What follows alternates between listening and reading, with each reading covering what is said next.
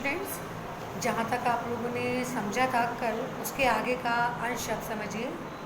अंधकार गया, रात गई, प्रातःकालीन संध्या भी गई। कल आपने पढ़ा था कि कैसे जब सूर्योदय होता है तो प्रातःकालीन संध्या वो नष्ट हो जाती है।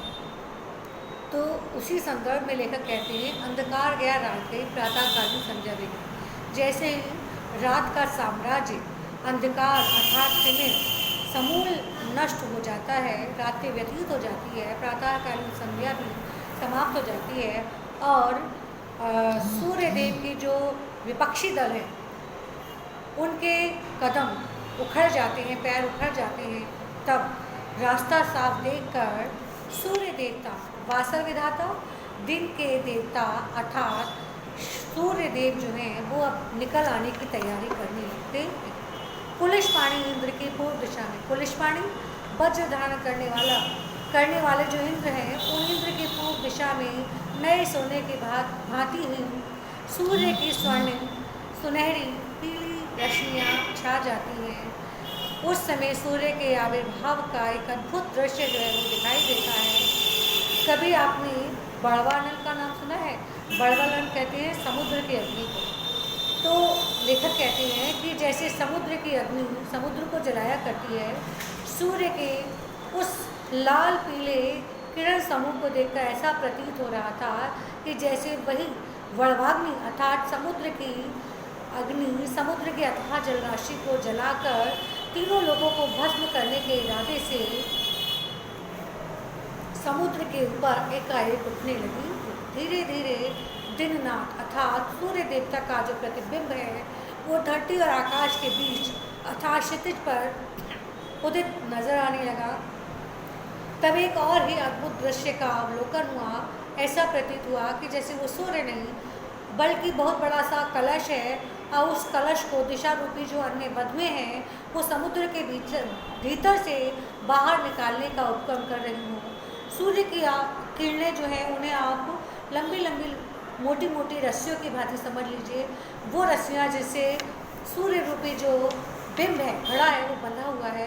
खींचते वक्त उस सूर्य रूपी घड़े को बाहर खींचते हुए दिशा रूपी जो बधुए हैं वो पक्षियों के कलरव के बहाने से ये कहते कर शोर मचा रही है कि खींच लिया, बस बहुत थोड़ा सा ही आना बाकी है और जोर से जोर लगा।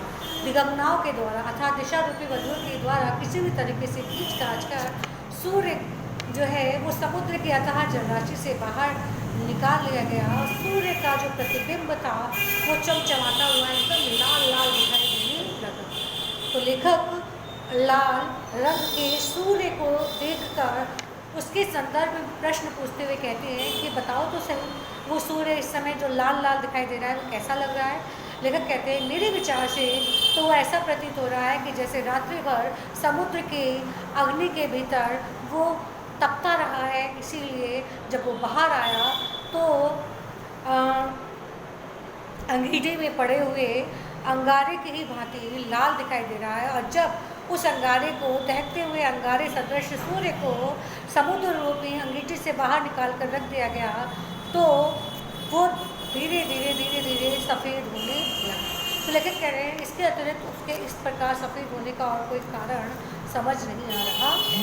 सूर्य देवता की जो उदारता है और जो न्यायशीलता है वो तारीफ करने के लायक है, प्रशंसा करने के लायक है, क्योंकि पक्षपात की भावना तो उन्हें छू कर भी नहीं गई है। क्योंकि उदय तो उनका उद्यांचल पर्वत पर होता है, लेकिन उदय होने के साथ ही वो अपने किरण समूह को उस पर्वत पर जिस पर वो उदित हुए हैं उस पर ही नहीं वरन आसपास की समस्त पर्वत श्रृंखलाओं पर फैला देते हैं। उनकी उदारता इस बात से स्पष्ट परिलक्षित होती है कि उन्होंने अपनी सुनहरी किरणों से वहाँ उपस्थित समस्त पर्वतों की चोटियों पर, उनके मस्तकों पर दोपहरिया के लाल पुष्पों की भांति मुकुट जो है वो धारण कर दिया हो, ऐसा प्रतीत होता है। कहने का तात्पर्य यह है कि सूर्य की स्वर्णिम सुनहरी रश्मियाँ पर्वतों की चोटियों पर चमकती हुई ऐसे प्रतीत होती हैं कि जैसे दोपहरिया के लाल रंग के पुष्पों का मुकुट जो है वो पर्वतों ने अपने शीश पर धारण कर रखा है। सच ही है कि जो उदारशील सज्जन होते हैं वो अपनी सुंदर चरित्र से, चारु चरित्र मतलब सुंदर चरित्र से अपने उदय देश को, जहाँ उनका उद्भव हुआ है, उसे तो आप्यायित अर्थात प्रभावित करते ही हैं, अपने आसपास के देशों को भी अपनी सुगंध, अपने चरित्र की सुगंध से सुगंधित कर देते हैं।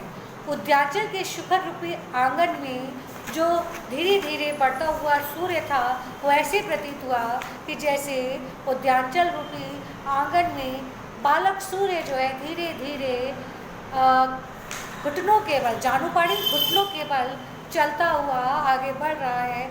जब बालक सूर्य घुटनों के बल उद्यांचल रूपी शिखर रूपी आंगन में इस प्रकार आगे बढ़ता है, तो उसे इस प्रकार धीरे धीरे आगे बढ़ते हुए देखकर जो कमलियाँ हैं वो अत्यंत आनंदित हो उठती हैं, क्योंकि जब भी कोई बच्चा घुटनों के बल चलना सीखता है तो उसे देखकर स्त्रियाँ अर्थात माताएं जो हैं वो प्रसन्न हो जाती हैं, उनका ऐसा भाव जो है वो स्वाभाविक ही है। अतः उन्होंने कमल पुष्पों के खिलने के बहाने से हंसकर बड़े ही प्रेम से सूर्य को दिन प्रतिदिन या क्षण क्षण बढ़ते हुए देखा। उस दृश्य को देखकर माँ सदृश अंतरिक्ष देवता का हृदय जो है वो भाव विभोर हो उठा और पक्षियों के कलरव के बहाने वो सूर्य देवता को संबोधित होकर कह उठता है कि आ बेटा आ। बस जैसे ही अंतरिक्ष रूपी माँ ने पुकारा, बालक सूर्य जो है वो अपनी बाल चेष्टाओं को दिखाते हुए झट से अपनी कोमल किरणों रूपी जो हाथ हैं उन हाथों को फैलाकर अंतरिक्ष रूपी अपनी माँ की गोद में समा गया। तो उद्यांचल पर उदित होने के साथ ही जरा सी ही देर में वो संपूर्ण आकाश में अपने पूरे वैभव के साथ आच्छादित हो गया।